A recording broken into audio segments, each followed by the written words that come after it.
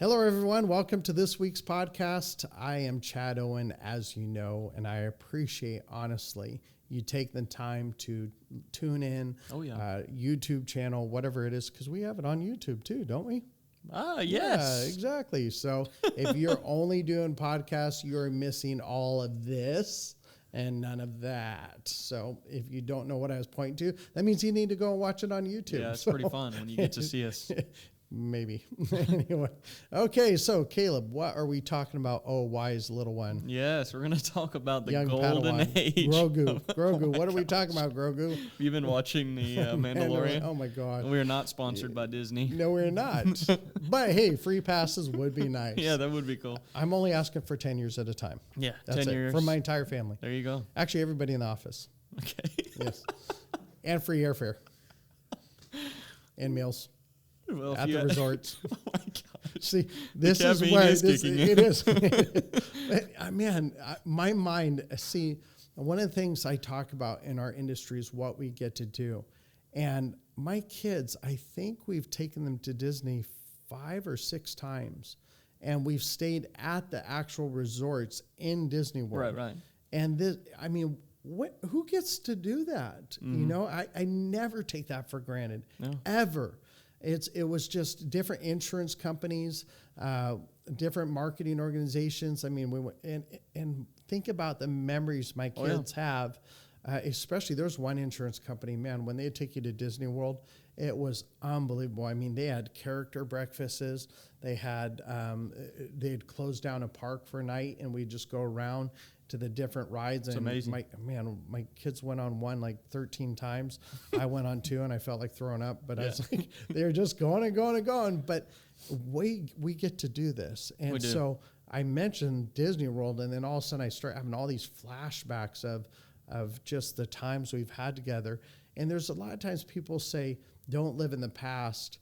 I could agree with that to a certain point, but it's remembering my past that not only helps me not do what I did wrong in the past, but also helps me live some really incredible memories. Sure. And remember why I do what I do. Right. You know, just watching my kids' faces when we get to take trips. I've lost count, of how many trips we've got to take. And it's not just all with insurance companies. It's just because I have the freedom and the flexibility to go and do this. And I don't care, man. I could have $1 billion right now and no memories, or memories and a lot less money. And I'll take memories over money all day long. Absolutely. Yeah. That's amazing. Anyway, I'd sidetrack. No, it's good. Good. Once again, I just think about what we get to do in our industry. Yeah. And if you haven't got to experience that yet, this is my whole goal. Honestly, one of my favorite things is not just taking my family on trips, but it's hearing agents that never thought they could do that, and they get to do that, and they share that with me, and it's just so rewarding. I love it. So what are we talking about? Well, we're going to talk about the golden age of annuities. I was doing a little bit of digging this morning. Obviously, when we talk about the golden age of annuities, we kind of lump that in with the baby boomer generation, right? So baby boomers, 1946 to 1964. So that means that the youngest boomers are approximately 56. The oldest are around 74. I'm so glad my wife didn't fall into the boomer generation. Because I probably would have said something stupid. Oh, yeah, you would have got yourself in a lot of trouble with that one. Hey, honey, you're in the baby boomer generation. No, she's a long ways away from that. Not really, but anyway. Hopefully she doesn't listen to these. She does not listen to these. I do that unless you rat me out. I might make a recommendation that she checks this one out. I love you, hon. Yeah.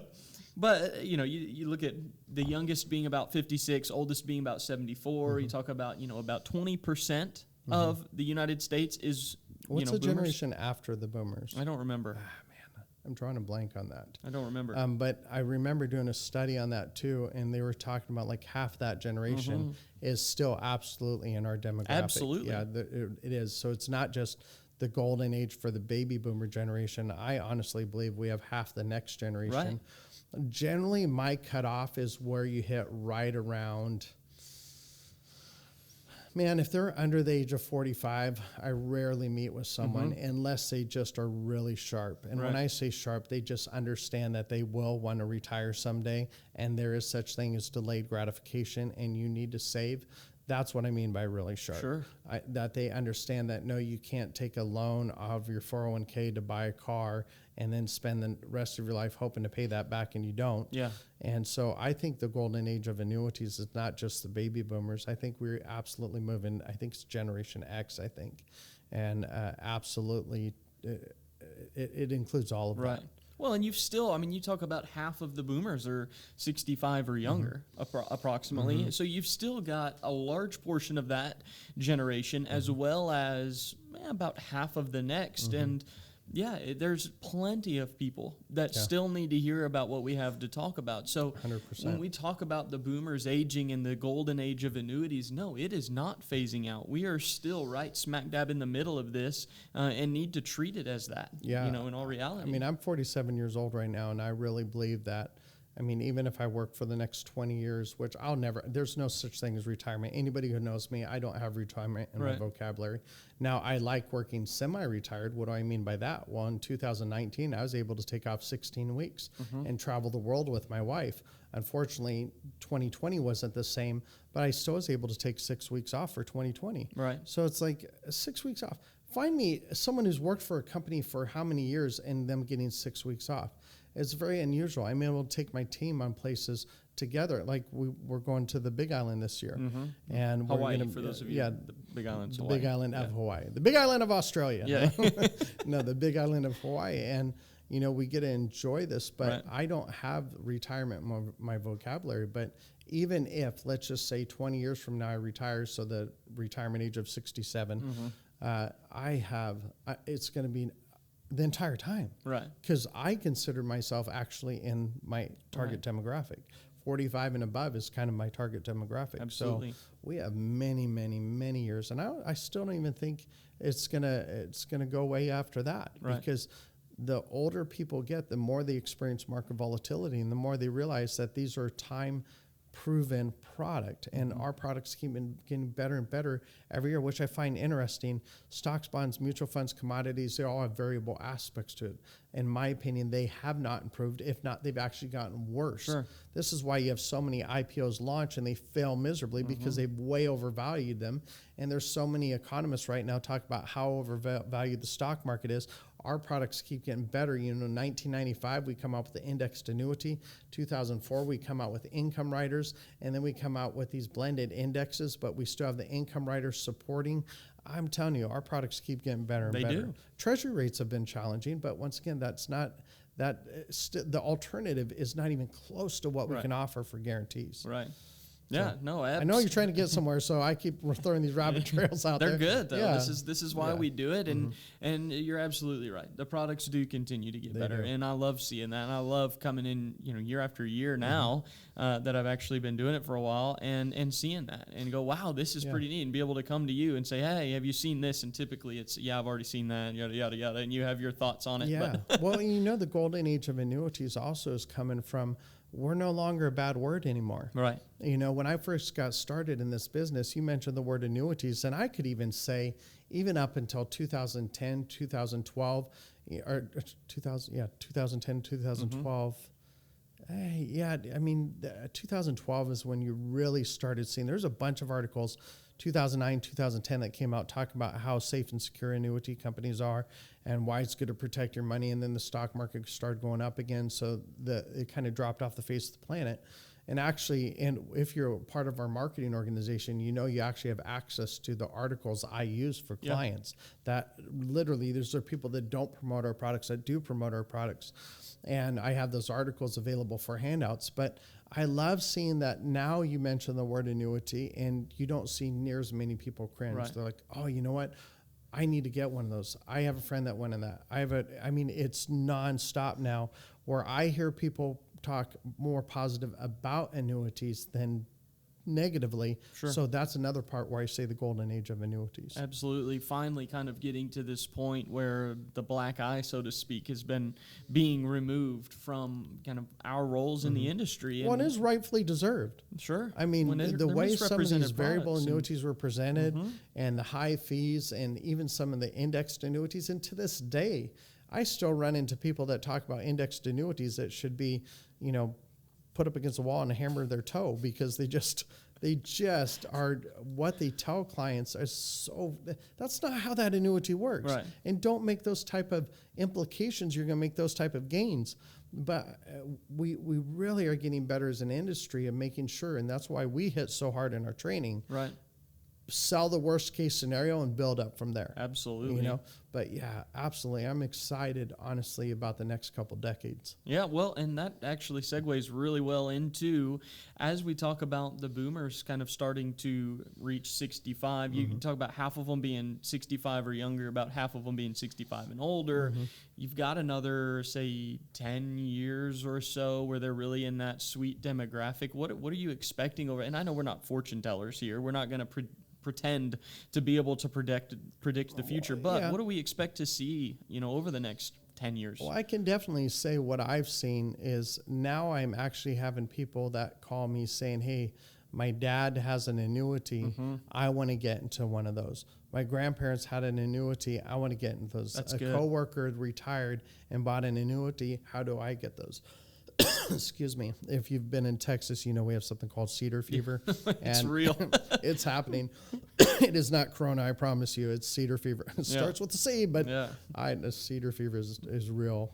You'll actually, I remember the first time I saw what cedar fever was, and the wind was blowing in the hill country, and you saw this yellow cloud, and you're going, I'm breathing that. So maybe the masks might help this year. Yeah. I'm going to have to change them every 5 minutes, but clogged up with the cedar pollen.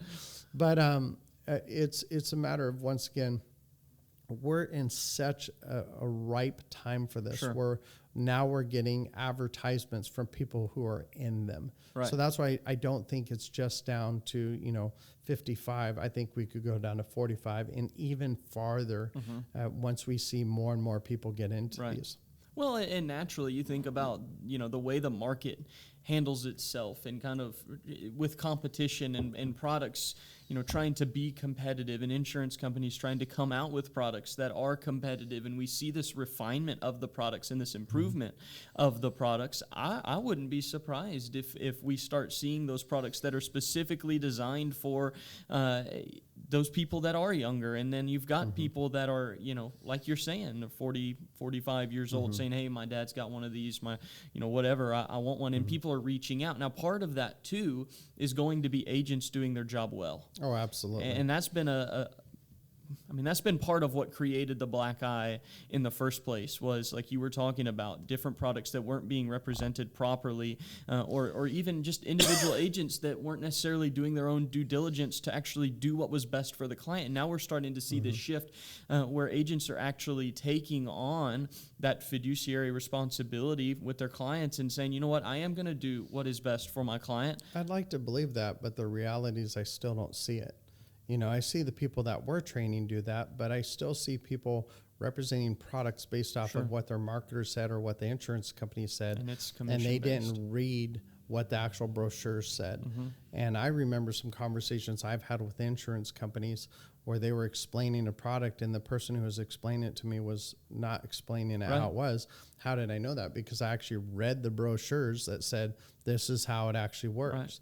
I can think of one example as far as the annuities that used to have the income riders, and some of them still do, that have the long-term care benefit. What they never told the client is that once that cash value runs out, so does that long-term care benefit. Right. So if you bought that annuity at 65 years old and you're now 85 years old and you need that long-term care benefit, but there's no cash value in there, that long-term care benefit isn't available. Right. But they would say, oh no, it's always available. If you need it, it's 1.5 or 2 times the amount. No, when the cash value's gone, that benefit's gone. But so many people have represented that as this is how it works. In the reality, that's not the case. Yeah. So you have to read the products. So I still, unfortunately, have not seen the turning around I would like to see with agents representing products the way they need to be. Still too much hearsay, still too much maybe commission chasing. Absolutely. Well, laziness. It's reality. They don't want to study new products. They don't want to read the brochures. And I'm telling you, you have to read the illustrations. And that's the only way you get to know something is by actually reading it yourself, not just taking someone's word for it. And we always say, read the company literature. 100%. Absolutely. Don't just call them. No. That's good. And I don't believe, once again, I mean, if you're not doing it and you're the person that's actually meeting with the client, why would you expect the person who's representing the product to necessarily read it? Right. You know, who has more responsibility? The one who's telling us or us speaking to the client? You.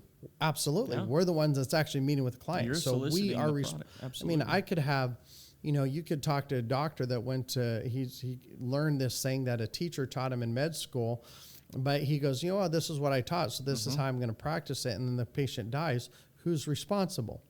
The doctor. The doctor, absolutely. Yeah, so Not the teacher. Yeah, we are the ones that are responsible for the information we give. You're absolutely right, 100%.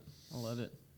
So is that it? That's it. I mean, Wow. that's the golden age of annuities. Highlight points is remember, studying. don't get discouraged. I mean, there's a lot of people. I find a lot of brokers now starting to come into our industry. Right.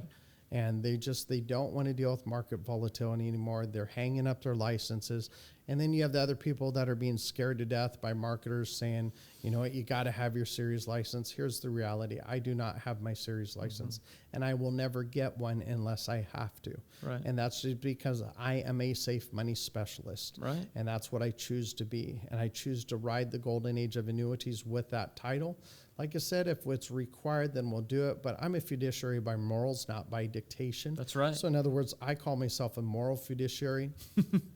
Use that terminology. Well, it is. Do you have your certification? No, I don't. But my morals and values require me to act in your best interest, because you can call yourself a fiduciary and work for some X bank or X financial institution, and you can only sell the products that they tell you to sell. That's not a fiduciary. A fiduciary is always acting in the best interest of the client. So if you follow these principles, you will experience the golden age of annuities. That's amazing. So I hope this helps you guys. You have a great day and happy selling.